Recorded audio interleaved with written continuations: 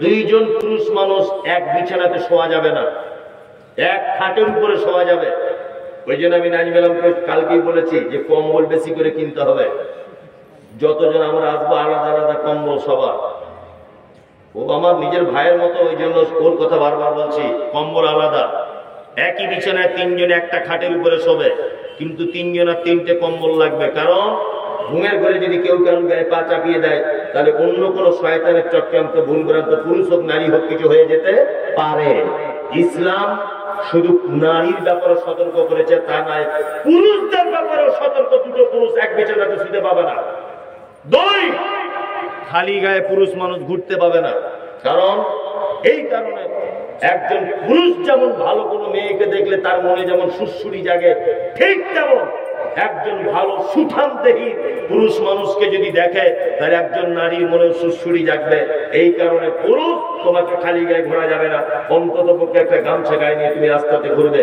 দেহার মতো পুকুরে আর রাস্তার কলের ধারে তুমি খালি গায়ে আন্ডার প্যান্ট পরে গোসল করছো, তোমার লজ্জা শরম আছে? অনেক পুরুষ মানুষ করে। কালকে আন্ডার প্যান্ট পরে ঘুরতো, কেউ চিনত না। ওই কেরালাতে গিয়ে রাজমিস্ত্রির ঠিকাদারি কাজ পেয়েছে, কি করে কোথা থেকে কিভাবে টাকা হয়ে গেছে। সোনার ব্রেসলেট পরে ঈদের দিনে বাড়ি এসেছে, হাড়া লুঙ্গি পরে, আর বুকের ছাতি বার করে ঘুরছে। মানে কি ছিনু আর কি হলো, ভাব দেখাতে চাইছে। ও ভাব দেখাতে চাইছে যে কি ছিলাম আর কি হলাম, ভাব দেখাতে চাইছে না, একদম নয়। নারী আপনাকে বলছি পর্দা করুন, পর্দা ইসলামে ফরজ। পর্দা ইসলামে কি ফরজ? আমাদের মেয়েরা বোঝে কম, বোঝে কম তা না, ওদের বুদ্ধি আমাদের থেকে অনেক বেশি, বুঝলেন না? তবে ওদের কিছু ব্যাপারে বুদ্ধি কম। নফল রোজা, নফল নামাজ এগুলো পড়ে বেশি কারা? ছেলেরা না মেয়েরা? মেয়েরা। বুবু কিসের রোজা করছো? না আমার বেটা হাতছে শিখেছিল, মানত করেছিলাম তাই। বুবু কিসের রোজা তুমি করছো? না আমার শ্বশুর মারা গিয়েছিল সেদিন মানত করেছিলাম। বুবু এটা কিসের নামাজ? না আমার আব্বা মরে গিয়েছিল এই দিন, আব্বার নামে 2 রাকাত। ওদের নামাজ আর নফল রোজা শেষ, তাই না? ও নফল রোজা নফল নামাজ বেশি করে, সবে বরাতে রোজা করে, ওই মহরমের করে, এখানে করে ওখানে করে ও জান্নাত যেতে চায়। ওই মহিলাটাকে আপনি বলুন যে রাস্তাঘাটে পর্দা করে চলো, ও তখন বলছে পর্দা মনের ব্যাপার। ওর একটা ধারণা যে নফল রোজা করে জান্নাত যাওয়া যায়। এই নফল রোজার গুরুত্ব বেশি না গায়ে ওড়না লাগিয়ে পর্দা করে চলার গুরুত্ব বেশি? পর্দা করে চলার গুরুত্ব না, পর্দা ফরজ। মানে আমাদের অবস্থা কেমন? পুরুষ মানুষের টুপি পরা এটা সুন্নত, নফল কি কি ভয়ে বলছে না যে গতি গোলমাল হয়ে যায়। বলুন না ভুল হয় হবে, সুন্নত না। টুপি পরা কিছুই নয়, টুপি পরা কিছুই নয়, এটা একটা পোশাক, পরলে ভালো লাগে। সুন্নত নয়, নফল নয়, ফরজ নয়, কিছুই না। কি বললাম বুঝলেন? চলো এখন একটা এইখান থেকে এই জায়গাটা, এটা ঢেকে রাখা সুন্নত, ফরজ না নফল? ফরজ। আরে এটা তো লজ্জাস্থান, এটা কি ফরজ? তা কোন লোক যদি এইটা আগলা করে মাথায় যদি বড় পাগড়ি করে টুপি পরে ঘুরে, কেমন হবে ব্যাপারটা? মাথা আগলা মাথায় টুপি। আমাদের মেয়ে ছেলেদের অবস্থা তেমন, ফরজ পর্দা করে না, নফল রোজা করে যাচ্ছে। মানে বোকা তো আর গাছে ধরে না, গাছে ধরে ধরেন। বাড়ির বউ বেটি গুলোকে বলবেন যে বাড়ির ভিতরে থাকো, বেশি রাস্তাঘাটে বার হয় না। আর ওই তো বিড়ির পাতা আনতে যাচ্ছে দিনে 20 বার করে, কি আর পর্দা করবে, তাই না? আল্লাহ তুমি যাতে গিয়ে হেফাজত করো, আমিন আমিন। আল্লাহ সুবহানাহু ওয়া তাআলা তারপরে বলছেন ইল্লা আলা আজওয়াজিহিম আও মা মালাকাত আইমানুহুম ফাইন্নাহুম গায়রু মালুমিন।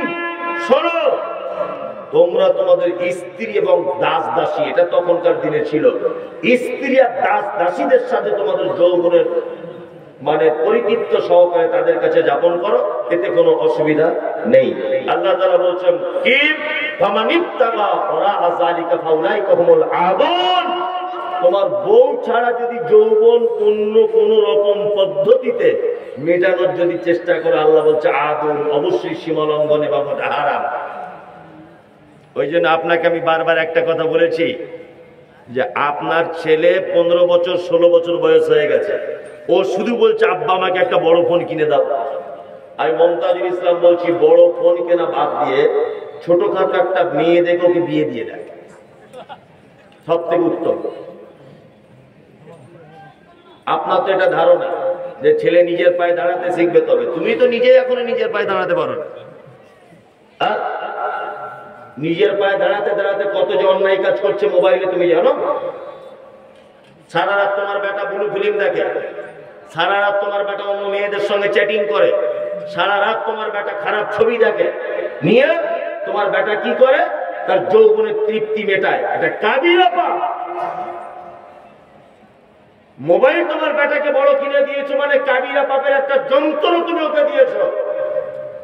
এই মোবাইলটা কেনা বাদ দিয়ে তুমি একটা ভালো মেয়ে থেকে বিয়ে দিয়ে দাও, ডাল ভাত খাওয়ার মতো একটা কাজের ব্যবস্থা করে দাও, সে তার যৌবনের সম্পর্ক তার স্ত্রীর সঙ্গে করুক, নেকি পাবে, সেও বাঁচবে, আপনিও পিতা হিসেবে আল্লাহর দরবারে বাঁচবেন। ওর 26-27 বছর বয়স হয়ে গেল, বলছে এখনো বিয়ে করার টাইম হয়নি। কবে তোমার টাইম হবে? সবই তো শেষ হয়ে গেল তোমার মোবাইল দেখে দেখে। আরে আপনি হাসছেন, এগুলো বাস্তব বলছি না অবাস্তব? আপনার বেটাকে বিয়ে দিয়ে দেন মোবাইল কিনে দেওয়ার আগে। সকালবেলা তো মেয়ে দেখাতে কি করবে? চ্যাংড়া ছেলেগুলো ভাবছে যে আমাদের পক্ষেই বলছে মনি সাহেব, কাজ হয়েছে এনে, তাই না? আমার বাপ যদি থাকে তাহলে কাজ হয়ে গেল, আনন্দে আছে ওরা।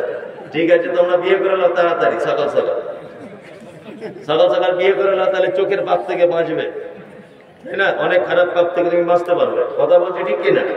একদম।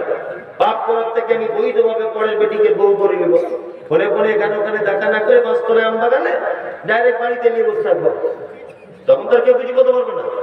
তাহলে পাপ হলো না, বরঞ্চ তাকে পেয়েও গেলাম, উত্তম কাজ। যাই হোক, আল্লাহ সুবহানাহু ওয়া তাআলা তারপরে বলছেন আল্লাযীনা হুম লিআমানাতিহিম ওয়া আহদিহিম রাউন, যারা আমানত রক্ষা করে, ওয়াদাকে কি রক্ষা করে। এগুলো সত্যি অবাক লাগে, কিছু কিছু জায়গায় ঘটে। মসজিদে 10,000 টাকা দান করেছে, কমিটির লোক চেয়ে চেয়ে তার 4টে জুতোর চপ্পলের ফিতে ছিঁড়ে গেছে, টাকা আদায় করতে পারে না, অথচ সবার সামনে বলে দিয়েছে আমি 10,000। এরকম লোক আছে না? নেই? দেওয়ার বলা নাই। আর মুনাফিকের একটা আলামত কি? ইজা ওয়াদা আখলাফা। এটা মুনাফিকের একটা মানে গুণ, সে ওয়াদা করলে কি করে? খিলাফ করে। কখনোই না, ওয়াদা প্রতিশ্রুতি ভঙ্গ করবেন না, আর আমানত সংরক্ষণ করার চেষ্টা করবেন। আল্লাহ সুবহানাহু ওয়া তাআলা তারপরে বলছেন আল্লাযীনা হুম আলা সালাওয়াতিহিম ইউহাফিজুন, যারা সালাত সমূহকে ইবাদত করে। আর 5-7 মিনিট আপনাদের সামনে আমি বক্তব্য রাখছি, নাজমেলাম বলে দিয়েছে 1:30 পর্যন্ত। বলছি আল্লাহ বলছে সালাওয়াতিহিম, যারা সালাত সমূহকে হেফাজত করে। যারা বসে আছেন 5 ওয়াক্ত নামাজ পড়েন, কারা কারা হাত তুলুন, চোখ ধরা পড়বে, তুলুন। হ্যাঁ, যাই হোক, বুঝে গেছি কারা কারা পড়ে না। আমাদের মধ্যে আবার যারা পড়ে, এদের আবার 3-4টে কোয়ালিটি। কেউ জোহরে যায়, আসরে যায়, মাগরিবে দোকান খুলে, এশায় দোকান বন্ধ করে, ফজরে ঘুম ভাঙে না। এইটা একটা কোয়ালিটি, তাই না? দ্বিতীয় কোয়ালিটি জুম্মায় জুম্মায় যায়। আপনাদের ঝাড়খণ্ডে নেই, আমাদের ওদিকে আছে এরকম লোক। আচ্ছা, আর এক কোয়ালিটির আছে শুধু 2 ঈদে যায়। আচ্ছা, আমার ঈদে শুধু যায় না, গিয়ে ঝামেলা লাগায়, ঈদগাহে লাগায় না, লাগায়। আর এক কোয়ালিটির লোক আছে 5 ওয়াক্তই পড়ে, তবে দোয়া দরুদ কিছু বুঝে না, কিছুই বুঝে না। চাচা কত বছর নামাজ পড়ছো বাপ? বলছে 30 বছর হবে বাপ। আচ্ছা, দোয়ায় কুনুতটা বলো তো। বলছো অত বড় দোয়া কি আর মুখস্থ করতে পারি? কানে কম শুনি, চোখে কম দেখি, কি করে মুখস্থ করি বাপ?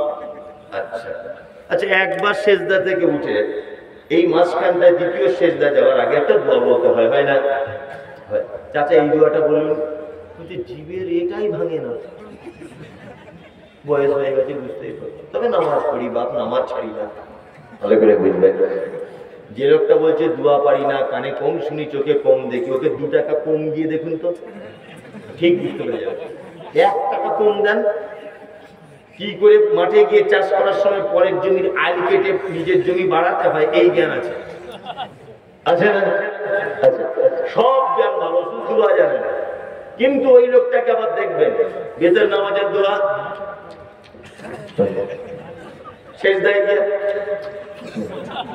রুকু দেখে উঠে, তুই যে দোয়া জানিস না তো ওরকম ছোট লাড়িস কেন, বলিস কি? তার মানে আমি বুঝলাম এতদিন মানুষকে ধোকা দিয়ে হয়নি, এখন আল্লাহকে ধোকা দিতে গেছে মসজিদে। কথা বলছি বাস্তব না বাস্তব? এখন আপনার গ্রামে কাল আমি আছি, আর কাল জুম্মার খুতবা দিব আমি নসিবপুরে, ওদের গ্রামে ইনশাআল্লাহ কাল জুম্মার খুতবা হবে। এখানেও একদিন দিয়েছি, তবে সেদিন আমি অসুস্থ।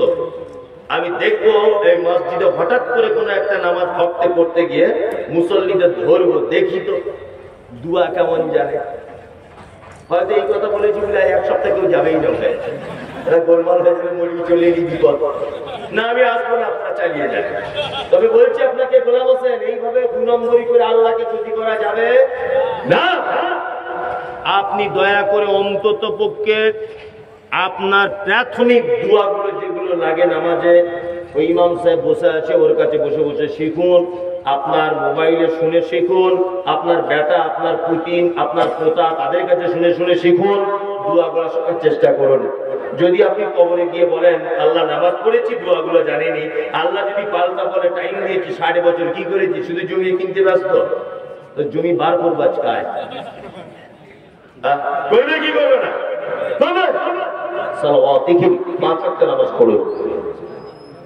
চলো, অনেক মানুষের আবার দাবি নামাজ না পড়তে পারি ইমান চাঙ্গা আছে, আর এক চিটার, সাংঘাতিক চিটার, নামাজ না পড়তে পারি ইমান চাঙ্গা আছে। আল্লাহু আকবার। আসলে নামাজ খাদ্য জগতের লবণের যেমন দরকার প্রয়োজন, খাসির মাংস কত টাকা কেজি? 500 ধরে নেন, 700। আর লবণের কেজি কত? 10 টাকা। 1 কেজি খাসির মাংসতে লবণ কতটা লাগবে? 50 পয়সার লবণ। 700 টাকার মাংস যদি না দেওয়া হয় খাওয়া যাবে না। তোমার মাংস 1000 টাকা কেজি হোক না কেন, 10 টাকার লবণ কেজি, 50 পয়সার লবণ না দিলে বাতিল। 10,000 টাকার দাম জলসাতে মসজিদে, ঈদগাহে 10,000।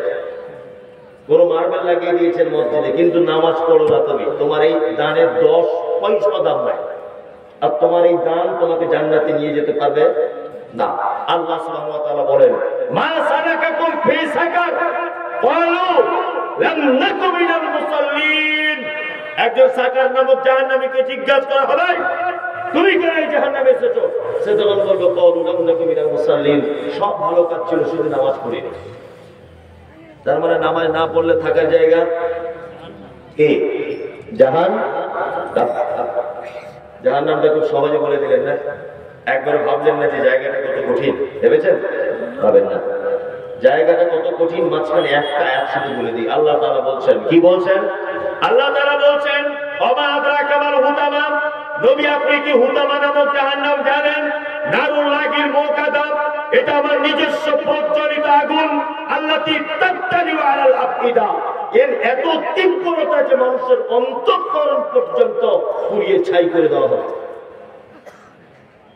ইন্না আলাইহিম মুসাদা, জাহান্নামে মানুষকে বেঁধে রাখা হবে। ফিয়াবাদিল মুওয়াদ্দাদা, যেমন তেমন করে বাঁধা হবে না, আল্লাহ বলছে আগুনের তৈরি করা থাম্বাতে তাকে বেঁধে রাখা হবে। বুঝতে পারছেন জাহান্নাম কত কঠিন? খুব সাবধানে থাকুন, দিনী ভাই এবং বোন, কোরআন মাজিদ মানার চেষ্টা করুন। আল্লাহ তাআলা বলছেন, উলাইকা হুমুল ওয়ারিসুন, এই কাজগুলো যারা করবে এরা উত্তরাধিকারী। উত্তরাধিকারী মানে বুঝেন না মনে হয়, আপনাকে বোঝাই। আমার 2 বেটা, আমি এখন মারা গেলাম, আমার বেটাদের জমি ভাগ করা লাগবে না এমনিতেই ভাগ করে ওরা পেয়ে যাবে? কোনটা? ভাগ করে এমনি পেয়ে যাবে না? সমান সমান। আমার বেটারা আমার সম্পত্তি পাবে। পৃথিবীর কোন আইন নেই যে আমার সম্পত্তি থেকে বঞ্চিত করবে। ওয়ারিস যাকে বলে, আল্লাহ এখানে শব্দ ব্যবহার করছেন, উলাইকা হুমুল ওয়ারিসুন, এরা ফেরদাউসের উত্তরাধিকারী, পাবেই। আল্লাযীনা ইয়ারিসুনাল ফিরদাউস হুম ফিহা খালিদুন। এরা শুধু এটা ওয়ারিস সূত্রে পাবে না নয়, আল্লাহ বলছেন চিরস্থায়ী ফেরদাউসের ভিতরে বসবাস করবে এরা।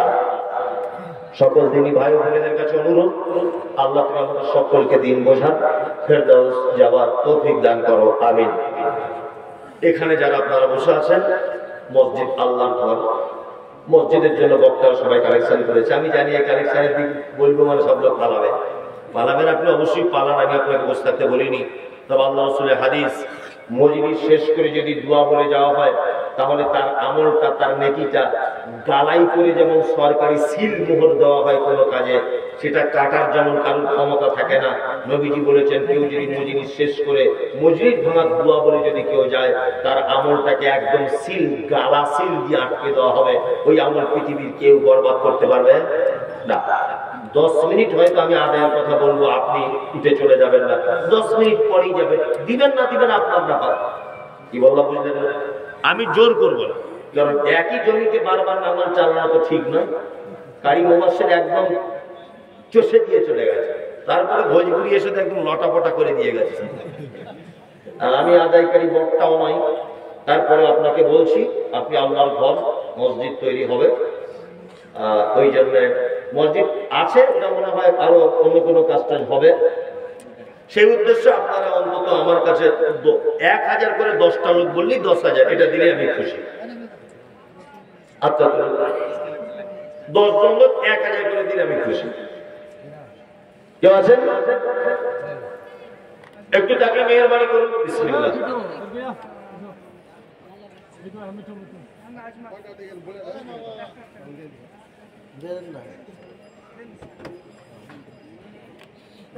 আজমাল শেখ 1,000 টাকা দিচ্ছে। আজমাল শেখ 1000, 10 জন লোক 10,000 টাকা দিয়ে। বেশি আমি আদায়টা করতে পারি না, অত আমি ভোজপুরির মতো চালাকি জানি না। মোল সালিম 1000, আমি সাদা মাটা করে বলি, মানুষ ভালোবেসে দেয়। আলহামদুলিল্লাহ মানুষের ভালোবাসা প্রচুর আছে। আপনার যদি ক্ষমতা বেশি থাকে বেশি দেন, অসুবিধা কিছু নেই। আলহামদুলিল্লাহ। কত? 3000। কোথায় বাড়ি? তাহলে বাবু তুমি তাহলে 2000 দিয়ে দাও। আচ্ছা ঠিক আছে, আজ তাহলে বাবু 5000 টাকা। আর কেউ আছেন? ভাই একটু মেহরবানি করুন, মেহরবানি করুন একটু। 20,000, 20 আচ্ছা অন্তত 10 জন মানুষ 1000 দেন, একটু মেহরবানি করুন। মসজিদ আল্লাহর ঘর। এই যুবক যারা তোমরা বসে আছো, কে সাদা সিমেন্ট ওয়ালা লোক 500, সাদাম ইরাকের লোক হতো, এইখানকার লোক। এই বাবু আর 500 টাকা দিয়ে দাও, সকালে দিয়ে দেন। আল্লাহ রাস্তা দিয়ে দাও। আলহামদুলিল্লাহ 1000 বলো, 3 নম্বর বলো, একটু মেহরবানি করুন, একটু দেন। আপনি আজ নয় কালকে দেবেন, কি আছে, আল্লাহর ঘর কাজ হচ্ছে, একটু দেন। এদিকে একটু মেহরবানি করুন।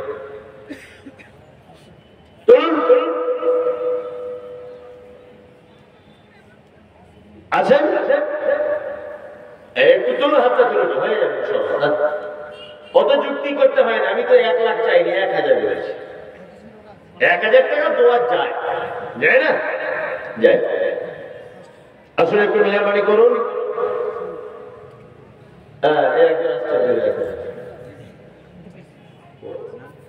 তোমার হাসির দামই তো 1.5 লাখ, 1000 দিয়ে দাও।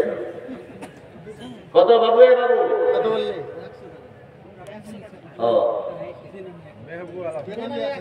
বেনামি 4 নম্বর হয়ে গেল। একদিন আসছেন দিবে মনে হয়।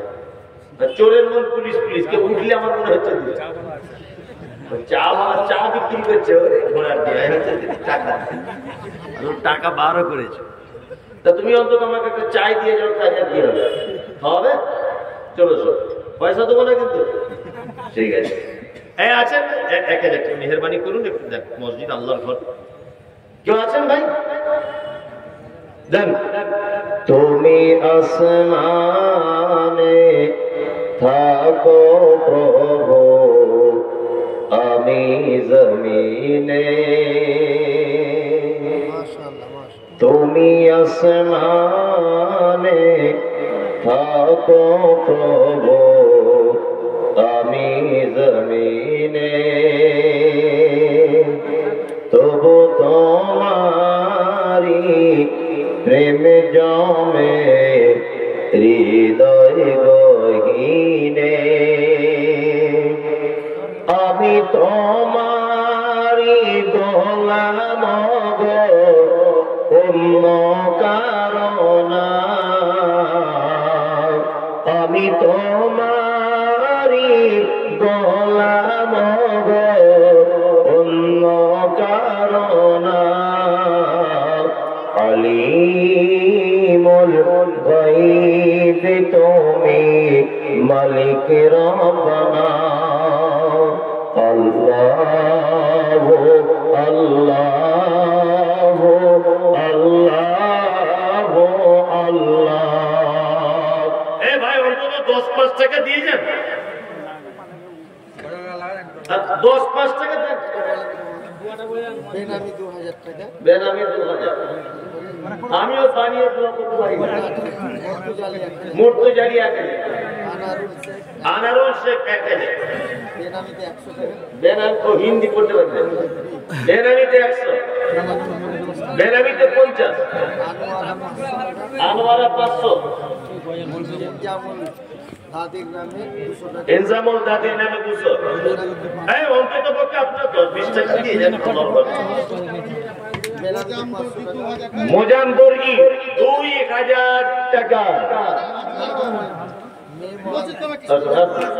এই মোজাম দর্গি, এই এদিকে আসুন না। ছেলে মহান থেকে 12,000। হ্যাঁ, ছেলেদের পক্ষ থেকে 12,000, 512 টাকা। এই আর কি আছে না একটু দেন সকলেই।